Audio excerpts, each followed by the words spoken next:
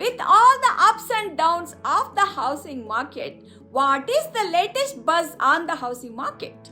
Hi, I'm Suma Sridhar, realtor and real estate broker in the Bay Area, helping buyers, sellers and investors.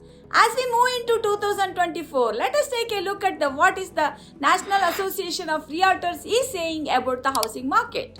According to Lawrence Yun, the chief economist for NAR, it says that interest rates have most likely reached their peak in 2023 and he predicts that rates will drop between 6 to 7% by the spring buying season. This is a great news as more sellers will enter the market with a higher buyer demand.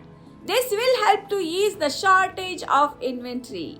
Yen predicts that new construction will also help with the inventory shortage as builders are back on their feet with new home sales up by 5% year to date.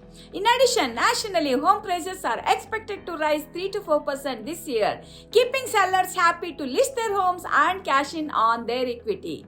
Experts are also predicting that buyers will continue to purchase multi-generational housing to offset affordability cost. This is the trend we saw in 2023 and will continue in 2024. If you would like more information on the current housing market, please reach out to my team and me. Let us help you to make an informative and strategic decision in today's market, whether buying or selling.